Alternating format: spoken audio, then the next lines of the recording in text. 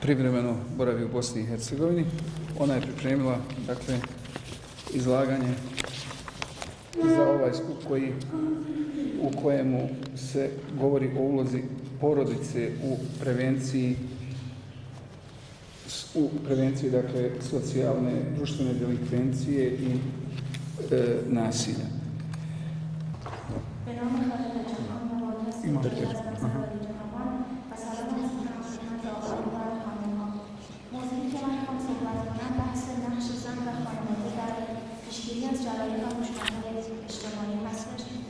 و یکی از موضوعاتی که از گذشته‌های افکار بسیاری از اندیشمندان رشته‌های مختلف علمی از جمله فلاسفه، حقوقدانان، روانشناسان و مخصوصاً جامعه‌شناسان را به خودش مفهوم کرده، مسئله خشونت‌ها و انحرافات اجتماعی است. پیشگیری از انحرافات اجتماعی یکی از راهکارهایی است که در بخش نظارت و کنترل اجتماعی مطرح می‌شود و نقش اساسی در آن حوزه ایفا می‌کند. یکی از مهمترین راه‌های پیشگیری افراد از انحراف‌ها و ناهنجاری‌ها تأثیر خانواده و به خصوص والدین است. اگر محیط خانواده در دوران کودکی فردی محیط سالم، مناسب و بسامانی باشد، احتمال مسئولیت یک فرد از انجام رفتارهای انحرافی و نامنجا بسیار فراوان است. از این رو خانواده در تعلیم و تربیت افراد نقش اصلی و اولی را دارد و اولین مراحل فرهنگ‌پذیری افراد از نهاد خانواده شروع می‌شود. والدین نخستین کسانی هستند که در محیط خانواده بر خلق و خوی فرزندان تأثیر می‌گذارند. آنها با برخوردها و حرکات و سکنات خود پایه‌های فضائل یا رذایل را در نهاد فرزندانشان پایه‌گذاری می‌کنند و زمینه‌های شکل‌گیری حالات و ملکات اخلاقی خوب یا بد را فراهم می‌کنند.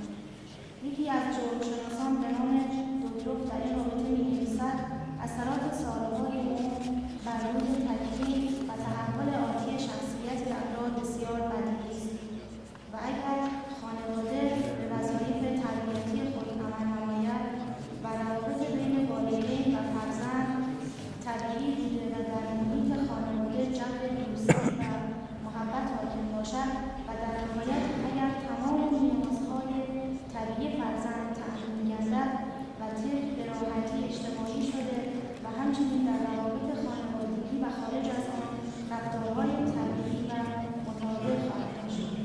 اما اگر شرایط و موقعیت به صورت دیگری باشد، یعنی خانواده از نظر تربیتی دچار نقص شده و طفل از تحول شدید عاطفی رنج می‌برد، اگر والدین از هم جدا شده باشند بدیهی است که نتایج زیانبار آن دیر یا زود در طفل مشاهده خواهد شد.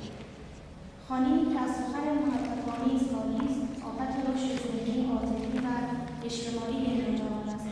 عدم عشق و محبت و نبود ثبات و هماهنگی در خانواده زمینه‌ساز رفتار ضدکارانه است. هرگاه بنیان عاطفی و اخلاقی خانواده سست گردد، روی نظم خانوادگی یعنی طلاق تأثیر گذاشته به ضدکاری نیز رخ می‌نماید. نظم متعادل در خانواده رابطه معکوس با روند ضدکاری دارد.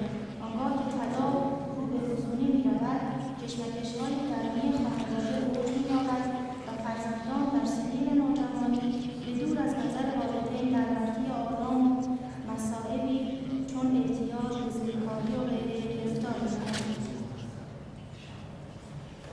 خانواده گروه کوچکی است که ویژگی اساسی و غیرقابل تغییر آن صمیمیت آن است.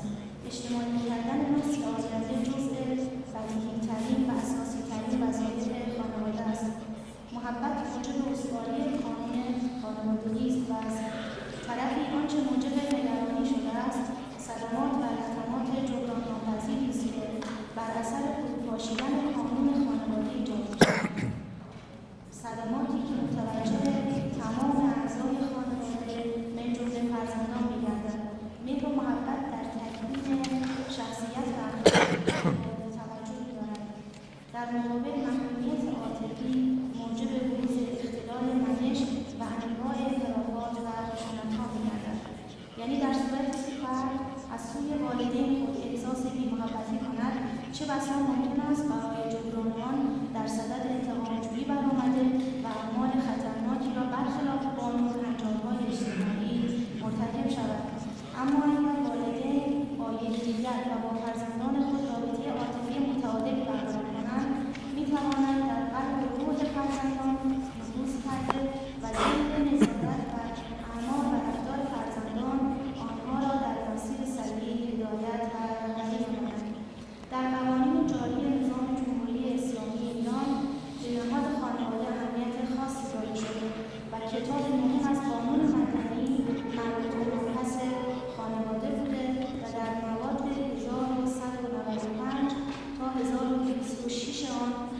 داده شده است. در فصل 8 آن نیز در مواد 1102، 1103 و 1104 حقوق و تکالیف زوجین و وظیفه آنان به حسن معاشرت با یکدیگر و همکاری در تقویت مبانی خانواده و تربیت فرزندان را بیان نموده است. همچنین در اجرای بند سوم اصل 21 قانون اساسی یکی از وظایف دولت ایجاد دادگاه صالح است. تأکیداً برای حفظ کیان و تعالی خانواده میباشد و قانون حمایت خانواده را در این زمینه تصویب و قوه قضاییه را مکلف به تشکیل دادگاه خاص خانواده نموده و وظیفه رسیدگی به دعاوی خانوادگی را به این دادگاه مقرر نموده که حضور قاضی زن در این دادگاه الزامی میباشد. موضع حقوق کیفری جمهوری اسلامی ایران در برابر جرائم خشونت‌آمیز نسبت به زنان با بررسی قوانین موجود در حمایت زنان در برابر قتل عمد، حمایت از زنان در برابر ضرب و جرح، حمایت از زنان در برابر قطع اندام جنسی و اضافه بکارت، حمایت از زنان در برابر حمایت از زنان باردار در برابر ضرب و جرح و اذیت و آزار، حمایت از زنان در برابر خشونت‌های جنسی، حمایت از زنان در برابر ربایش، حمایت از زنان در برابر توهین و تعرض در اماکن عمومی عنوان شده. اصل 21 قانون اساسی به همه افراد ملت اعم از زن و مرد یکسان در حمایت قانون قرار دارند و از همه حقوق انسانی، سیاسی، اقتصادی، اجتماعی و فرهنگی با رعایت موازین اسلام برخوردارند و اصل 31 قانون اساسی دولت را موظف کرده است حقوق زن را در تمام جهات با رعایت موازین اسلام تضمین نماید و طبق بند میگه که این اصل باید زمینه‌های مساعد برای رشد شخصیت زن و احیای حقوق مالی و معنوی ایجاد شود و از مادران به خصوص در دوران بارداری و حضانت فرزند حمایت نماید. دین اسلام برای نهاد خانواده در مورد تربیت فرزندان خصوصاً در مراحل اولیه زندگی نقش بسزایی بازی است و قلب و روح جوان را بستر مناسبی برای پذیرش هر نوع تربیتی می‌شمارد و آن را به زمین مناسبی برای پرورش هر نوع بذری تشبیه می‌کند. از منظر اسلام یکی از مهمترین ارکان خانواده وجود زن یا مادر میباشد. پیامبر اکرم صلوات الله علیه فرمودند زنان را جز بزرگواران بزرگ نمی‌دانند و جز در ایمان پست نمی‌شمارند. با بررسی در آیات قرآن روشن می‌شود که اسلام زن را در رتبه واقعی خود قرار داده است و در قرآن در بیش از 10 سوره در مورد زن بحث می‌کند و حتی 2 سوره را به نام آنها نامگذاری کرده است: سوره نساء و سوره طلاق. اسلام در جامعه‌ای ظهور کرد که دختران بیگناه را ضدگروه می‌کردند چون ایشان را مایه نکبت و شرمساری می‌پنداشتند. از منظر قرآن کریم زن و مرد هر دو به طور تصاوی منشأ ازدیاد و کثرت نسل‌های پس از خود می‌باشند و هر گونه اجتماعی که ساخته شود ساخته آن خواهد بود و هیچ کس بر دیگری فضیلت و برتری ندارد جز با تقوا و پاکدامنی.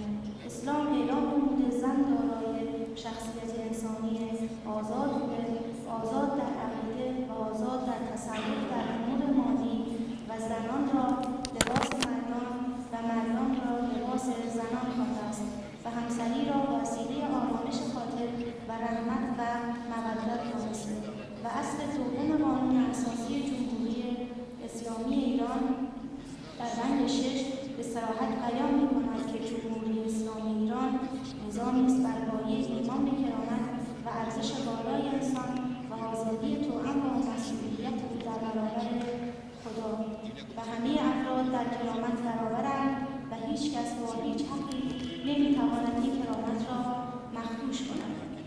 زنان آسیب‌پذیرترین قشر جوامع هستند که در معرض خشونت قرار دارند. 5 آذر 25 نوامبر روز جهانی حذف خشونت علیه زنان نامگذاری گردیده است. خشونت علیه زنان خشونت عاطفی، جسمی و جنسی را در بر می‌گیرد.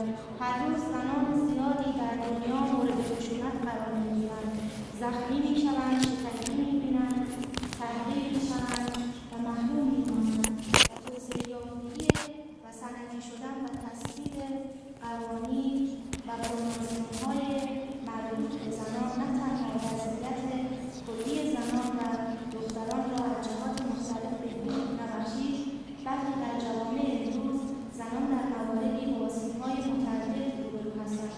همینه پدیده قاچاق زنان ابعاد بین‌المللی خود گرفته است. پدیده قاچاق زنان بعد از قاچاق عسکری و مواد مخدر سومین تجارت پرمنفعت و غیرقانونی جهان به شمار می‌رود که به عنوان یکی از جرایم سازمان یافته محسوب می‌شود. این نوع قاچاق تجارت غیرقانونی و نامشروع است. به اعتقاد متخصصان تخمین آمار دقیق قاچاق زنان و دختران به دلیل زیرزمینی بودن این گونه فعالیت‌ها بسیار دشوار است. بر اساس گزارش سال‌های اخیر سازمان بین‌المللی کار، سالانه 2.1 میلیون نفر قربانی قاچاق زنان و کودکان در داخل و خارج از مرزها هستند. و آنچه که بیش از هر چیز نگران کننده است، روند روی رشد خشونت و انجام رفتارهایی بربرانه وحشیانه علیه زنان است. در وهله اول باید دانست که تبعیض و مفاهیم جانبداران مثل خشونت در فرهنگ اسلامی محدود و باطل بوده و پیشینی مبارزه با این مفاهیم در اسناد دینی جاری‌مانده از 14 قرن پیش سابقه طولانی دارد. برابر نهضت قولی و عملی پیامبر اسلام، مبارزه همه‌جانبه با جلوه‌های ستم، حمایت از زنها، ارتقای خودباوری در انسان‌ها و احیای رحمت و دوستی به جامعه انسانی است. در پایان باید گفت که ارتقای سطح سلامت خانواده در همه ابعاد آن جسمی و روانی مطمئن‌ترین راه جهت دستیابی به سلامت و بهبود سطح کیفی جامعه است.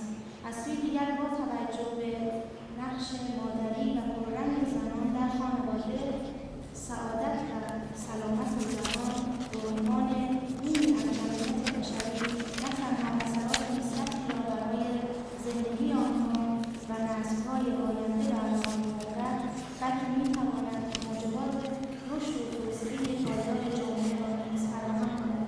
از این دولت‌ها می‌توانند با تصویب قوانین در حمایت از زنان و قانون خانواده که پایه و اساس سلامت یک جامعه است در این مسیر پیشقدم باشند.